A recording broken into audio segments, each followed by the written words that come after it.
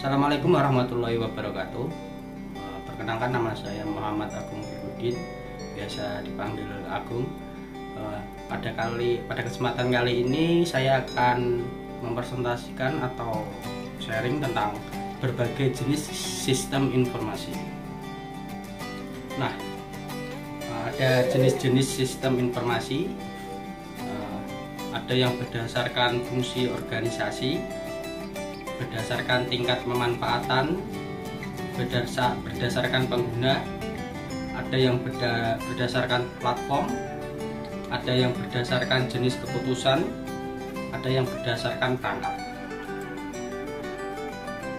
Nah, untuk jenis sistem informasi berdasarkan fungsi organisasi atau perusahaan. Apa itu sistem informasi fungsional?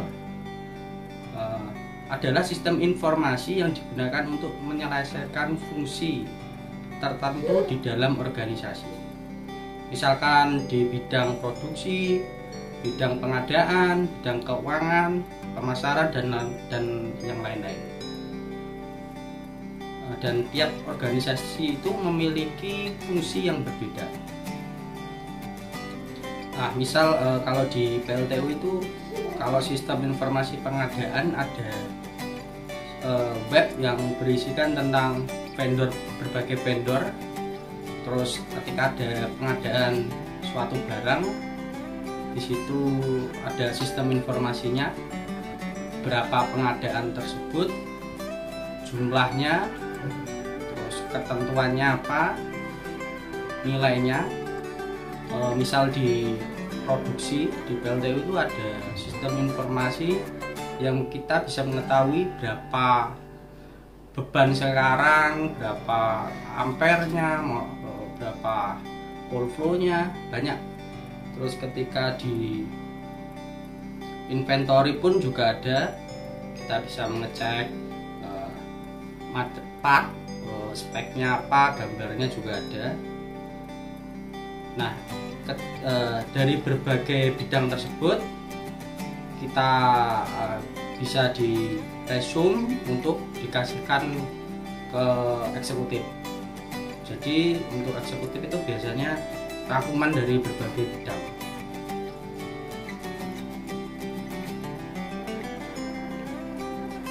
Nah, lanjut untuk berdasarkan tingkat pemanfaatan, ada informasi, sistem informasi yang memberikan informasi satu arah. Contohnya itu peta, grafik, radio. Nah, untuk yang kedua ada komunikasi. Sistem informasi yang memungkinkan adanya komunikasi. Contohnya aplikasi pesan instan, web, forum, email. Terus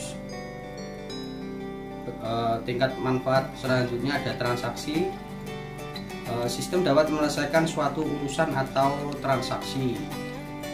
Contohnya itu online shopping, mendaftar, membuat email.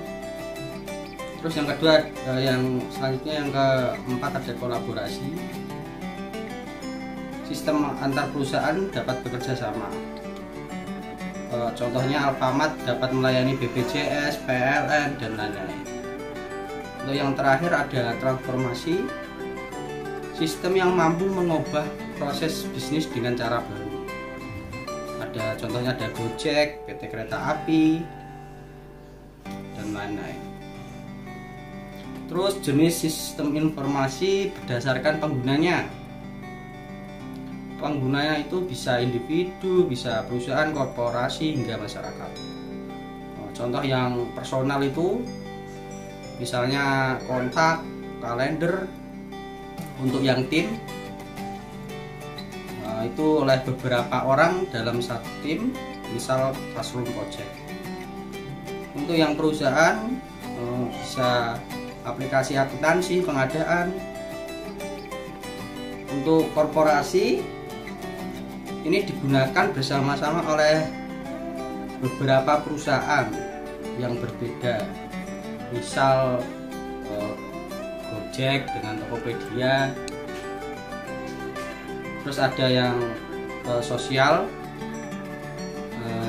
yang ada di medsos.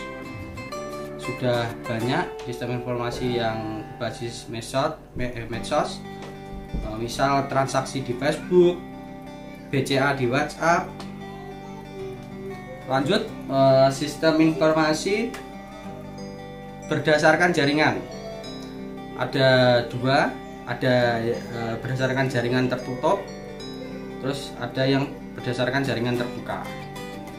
Kalau tertutup itu sistem hanya dapat dijalankan di sistem organisasi. Untuk yang terbuka, sistemnya yang dapat dijalankan di sistem terbuka. Contohnya Facebook, Instagram. Nah, mulai 2019 BCA mengenalkan namanya BCA Keyboard yang memungkinkan dapat melakukan transaksi perbankan melalui aplikasi WhatsApp. Kalau di PLTU itu ada yang namanya sistem Ellipse. Contoh dari jaringan tertutup, hanya karyawan tersebut yang bisa menggunakan. Terus ada MyPJB juga. Nah, itu adalah contoh SI berbasis jaringan yang jaringan tertutup. Kalau terbuka tadi ada Facebook, Instagram, TikTok, Twitter. Sekian presentasi pada kali ini, cukup sekian dan terima kasih. Wassalamualaikum warahmatullahi wabarakatuh.